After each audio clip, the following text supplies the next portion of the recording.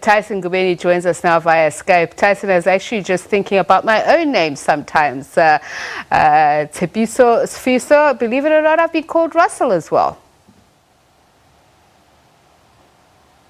Russell? Wow. Russell, believe it or not, somebody has taken that leap and reached Russell from Tepiso. So South African culture, its complexities and why people do the things that they do. I believe you say you like telling brand stories. So let me just give you this challenge. Give us a brand story about South Africa now within COVID-19 and some of the challenges that people face, the lack of alcohol and cigarettes being top of their list. Well, if I could tell a little story about South Africa, it's been a little bit tough. There's no alcohol, so people are trying to find creative ways to stay in the spirit, so to speak. You know, there's a whole lot of drinks. I think you guys call it a soda, and well, we call it a soda. You call it cool drink. I'm not exactly clear how well people would try to get into a festive spirit using that, but well, they're going to great lengths, and it's quite an experience watching South Africans navigate what is a tough period, but they are resilient people, and I'm glad to be in this country at this time. And I'd imagine that there's a lot of pineapple in your brew. Yeast, a very important ingredient as we try and rise above the situation. Indeed, that's been the story across South Africa. People trying to, dodge the lockdown as best they can and get creative. I'm not exactly sure whether or not all of those efforts are going to work out, but it's a matter of close observation right now. Right now I'm in the Soweto in an area called Diepkloof, and well, it's calm right now. But I'll tell you, during the day, people are trying to get as creative as they can while trying to observe the regulations.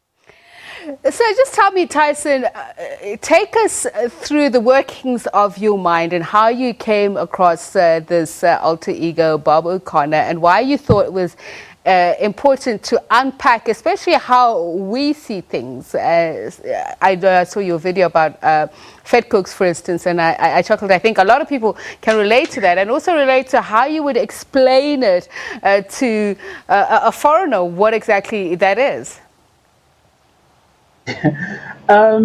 It's strange because, kind of us being so restricted to our home situations, it was a case of, how on earth so the restrictions became kind of like a creative challenge.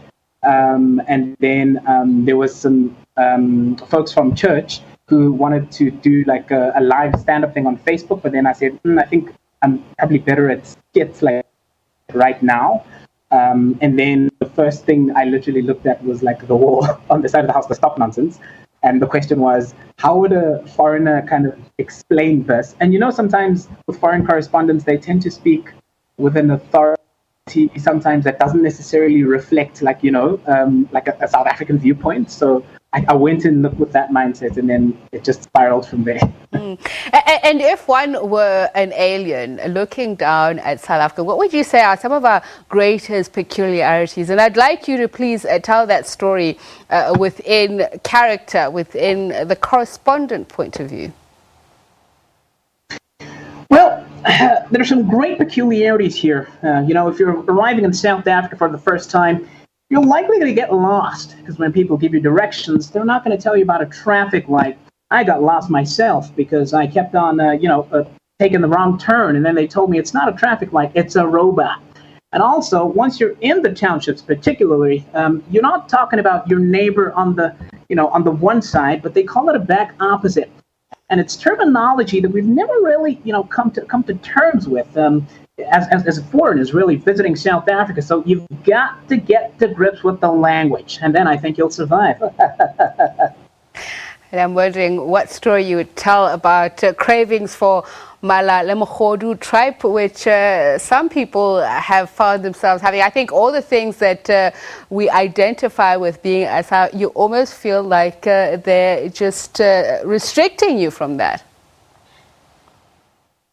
That's right. Listen, I've tried Malamagodu. It was fantastic. I had him on my first week here in South Africa. It was a little while before I tried the guina and the kota, K-O-T-A. I think it's a quarter loaf filled with all sorts of goodness. Listen, South African cuisine is top 2 and not 2, I'll tell you that. You've got to try it. If you're arriving here for the first time, there's a lot to sample. And if you are brave enough, where angels fear to tread, Tyson, what would you say about our leaders? And which one? Leaders, well, look, Cyril Ramaphosa seems like a decent guy. I'm trying to extend my my work visa here, and it's not exactly easy with him focusing on all sorts of all sorts of things related to the lockdown. But I had an interesting exchange on Twitter with the former leader of the opposition, Mmusi Maimane. And it's quite interesting to see his 360 in terms of his public relations. I mean, now he's all over Twitter saying all sorts of things. But, observing him has been interesting. Of course, there's Julius Malema and all sorts. Bantu Holomisa, too, a great guy whose, I think, own TV appearance was a thing of a legend here in South Africa. Thank you so much, correspondent Bob O'Connor. His real name is Tyson Ngubeni. He is a South African comedian. Thank you so much for joining us. And let's just throw in one last video of that, just if you have missed any of those. What I have in my hand is a guina, known to some as a vet cook.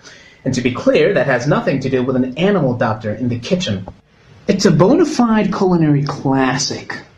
And depending on where you are, you could be having it with processed meats like mangola, special, and bologna, and the spicy mango condiment, atcher.